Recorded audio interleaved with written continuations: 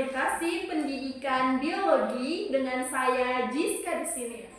Hari ini kita akan membahas sebuah materi yang sangat menarik, yaitu tentang pertumbuhan dan perkembangan pada tumbuhan. Nah, hari ini saya nggak sendiri dong tentunya. Hari ini saya ditemani dengan seorang pemateri yang akan mengembangkan sebuah media pembelajaran berbasis web mengenai materi tentang pertumbuhan dan perkembangan pada tumbuhan ini. Nah, di sini saya ditemani dengan Kak Ita Ashari. Nah, Kak Ita, mungkin Kak Ita bisa memperkenalkan diri sedikit kepada teman-teman kita di luar sana tentang siapa sih Bu Kak Ita? Baik, Assalamualaikum warahmatullahi wabarakatuh. Halo, perkenalkan nama saya Ita Ashari. Pertama-tama saya mengucapkan terima kasih kepada Kak Jiska yang telah mengundang saya. Sangat senang dapat berbagi pengalaman tentang proses pembuatan media pembelajaran berbasis web dengan judul pertumbuhan dan perkembangan pada tanaman yang mungkin menarik untuk didengarkan. Oke, itu dia tadi perkenalan diri sedikit dari Kak Ita selaku pemateri kita. Nah, sekarang mungkin kita bisa mulai dari dasar-dasar dulu ya Kak. Nah, mungkin Kak Ita bisa menjelaskan ke teman-teman kita di luar sana tentang apa sih itu pertumbuhan dan perkembangan pada tumbuhan. Baik, pertumbuhan pada tumbuhan merupakan suatu proses bertambahnya ukuran serta fisik pada tanaman, yang dimana proses ini ditandai dengan bertambah panjangnya akar, bertambah besar batang, serta melebarnya daun.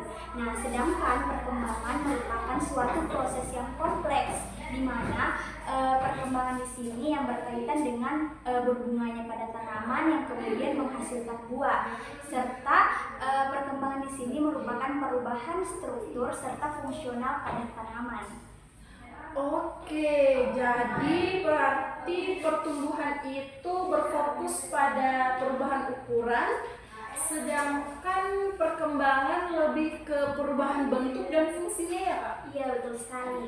Yang dimana di sini mereka berjalan bersama-sama, tetapi memiliki tujuan yang berbeda. Wah, oke. Nah, sekarang Kak Ita mungkin bisa menjelaskan sedikit ke kita semua tentang faktor-faktor apa saja yang mempengaruhi pertumbuhan dan perkembangan pada tumbuhan itu. Oke, baik. Di sini terdapat dua faktor yang mempengaruhi proses pertumbuhan dan perkembangan pada tanaman. Yang pertama itu ada namanya faktor internal dan juga ada namanya faktor eksternal. Nah, di mana faktor internal di sini yang berkaitan dengan hormon. Hormon apa? Yaitu adalah hormon auksin dan juga hormon giberelin.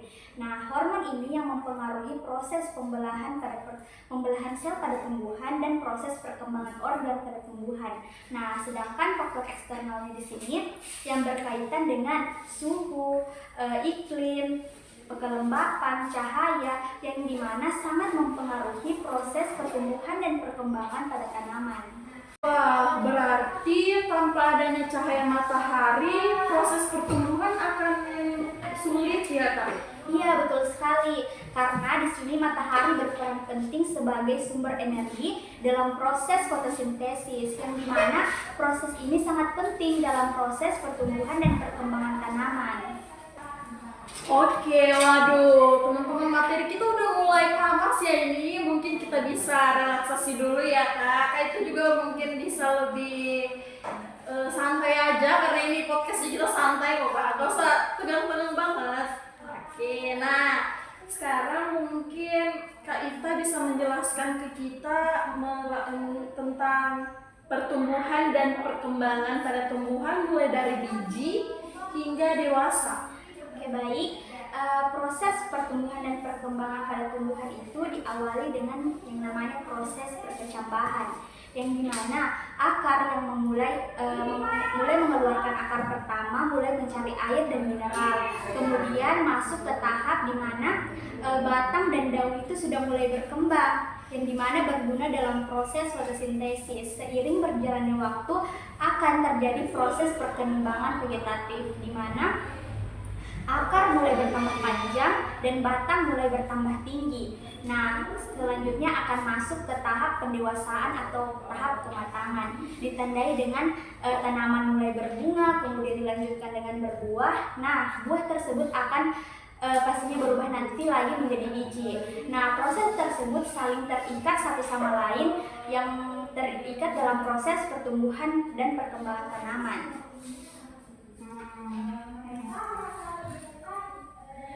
Oke, berarti dari biji kecil itu bisa berubah menjadi pohon yang sangat besar ya? Iya, betul sekali. Tetapi proses tersebut membutuhkan waktu serta kondisi yang optimal agar dapat bekerja dengan optimal pula.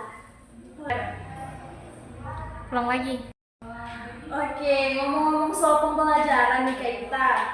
Untuk mempermudah siswa mempelajari topik ini, mungkin sekarang kita bisa mulai membahas tentang multimedia pembelajaran berbasis web yang ingin Kak Ita kembangkan. Kenapa sih Kak Ita memilih pembelajaran media berbasis web ini? Oke, baik.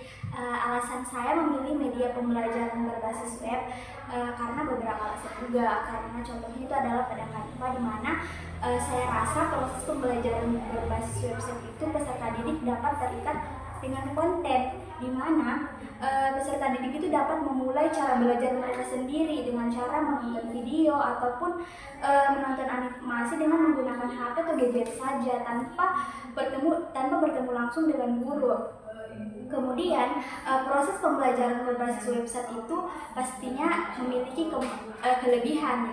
Apa kelebihannya? Itu dapat diakses kapan saja dan di mana saja, sehingga siswa itu dapat melakukan proses pembelajaran mereka sendiri. Mungkin Kak Ita bisa menjelaskan lebih lanjut nih mengenai penggunaan Canva di media pembelajaran ini. Alasan Kak Ita menggunakan Canva itu apa sih? Oke, baik. Alasan saya menggunakan media Canva, kenapa? Karena Canva merupakan aplikasi infografis di mana kita dapat membuat berbagai media pembelajaran seperti PowerPoint, video pembelajaran, video animasi yang dimana sangat mendukung proses pembelajaran. Nah, Canva juga dilengkapi dengan elemen-elemen yang dapat lebih membuat siswa memahami materi, serta Canva itu mudah digunakan dan dapat diakses kapan saja dan di mana saja. Wah, bener banget nih. Jadi proses pembelajaran di kelas itu bisa lebih interaktif ya? Iya, betul sekali. Dengan adanya multimedia itu siswa dapat memahami materi dengan cepat dengan bantuan beberapa media pembelajaran, sehingga siswa pun juga tidak merasa bosan terhadap media pembelajaran yang itu saja. Wah, pembahasan kita kali ini sangat-sangat menarik ya Kak. Terima kasih nih kepada Kak Ita yang sudah memberikan kita penjelasan yang sangat bermanfaat dan menambah wawasan kita. Iya, terima kasih juga saya ucapkan kepada Kak Diska yang telah mengundang saya. Saya berharap saya serta Kak Diska serta teman-teman di luar sana lebih tertarik belajar tentang pertumbuhan dan perkembangan pada tumbuhan dengan pembelajaran yang menyenangkan.